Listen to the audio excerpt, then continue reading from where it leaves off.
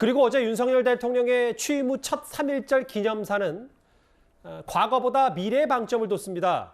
사실 보수정부, 진보정부를 떠나서 역대 정부는 일본의 반성 문제를 짚었는데 어제 윤 대통령은 좀 달랐습니다. 오늘 민주당 이완영까지 소환을 했습니다. 매국노 이완용과 윤석열 대통령의 말 사이에 무슨 차이가 있는지 이해하지 못하겠습니다. 모두 일제의 강점과 지배를 합리화시키는 식민사관입니다. 윤석열 대통령은 순국선열과 독립지사의 숭고한 정신을 부정하는 3.1절 기념사에 대해 지금이라도 정중하게 사과하기 바랍니다.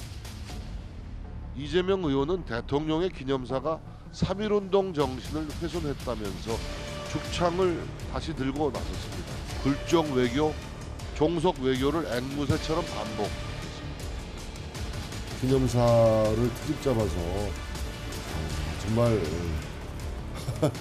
민주당에서 나오는 반응을 보면 그런 시대착오적인 세계관으로 어떻게 나라를 끌고 가겠다는 것인지 정말 측은지심이 듭니다.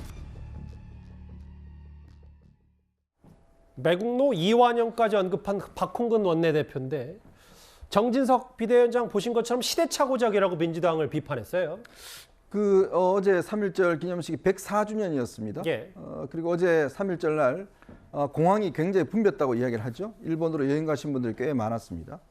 근데 저는 모르겠습니다. 저도 같이 읽어봤는데 박홍근 원내대표가 이야기했던 이완용 같다. 좀 도대체 어디서 그런 부분들을 느끼셨는지 모르겠어요. 즉 한일 관계가 지금 뭐 일제 강점을 부정하는 사람이 누가 있겠습니까? 그렇지만 그걸 앞으로 어떻게 해야 될 것인지, 어떻게 발전시켜 나가야 될 것인지 그런 부분에 대해서 대통령이 비전을 제시한 거 아니겠습니까? 그러니까 그거는 지난 5년 동안 문재인 정권 동안 그렇게 이 일본에 대해서 책임을 이야기라고 했는데 그 결과는 어떻게 됐죠? 5년 동안 정말 한일 관계가 최악이었습니다.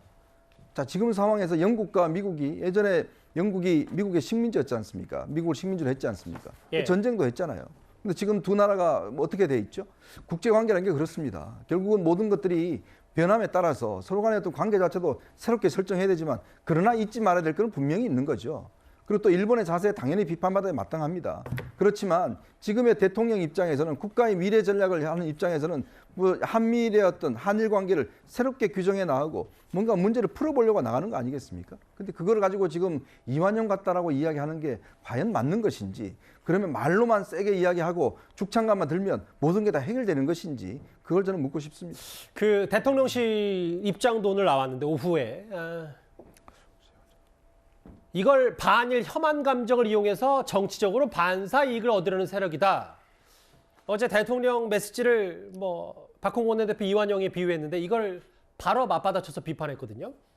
그래서 이제 미래 대 과거 이런 식으로 이제 대치하는 그런 것 같습니다. 근데 저는 어제 이제 그 얘기를 들으면서도 각 정권마다 또 대통령마다 3.1운동을 또 독립만세운동을 어떤 시각으로 정의할 것인가 늘 새로웠게 됐잖아요. 예. 새롭게 정의해왔고 또 그리고 이제 일본과의 관계를 어떻게 정립할 것인가 하는 문제를 정권마다 조금씩 다르게 해왔던 그런 부분이 있습니다. 그러니까 어제 이제 윤 대통령과 윤석열 정부의 어떤 새로운 시각을 반영한다, 보여줬다 이렇게 생각을 하고요. 과거와 똑같이 반성하라, 사과하라, 배상하라 이렇게 얘기하려면 뭐하러 새로운 얘기 하겠습니까? 지난번에 했던 거 그대로 끄집어냈으면 되죠. 예.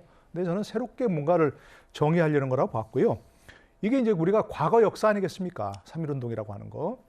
그 과거 역사를 잊지 말아야 한다. 이렇게 얘기하는 것은 그 자체로 의미가 있는 게 아니고 그걸 바탕으로 해서 미래로 나가는 데 의미가 있는 거 아니겠습니까? 알겠습니다. 예. 예, 그러니까 어제 계기로 해서 전 또 독립선언서 다시 한번 읽어봤거든요. 다 기억하시겠습니다. 우리가 옛날에 그냥 아무 생각 없이 외웠는데 다시 읽어보니까 거기 어디에도 일본에 대한 원한과 분노와 이런 것들 표출하지 않았어요. 우리를 질책하려는 것이다. 그리고 함께 미래로 나아가자. 이런 식으로 기조더라고요. 다 독립선언서 자체가.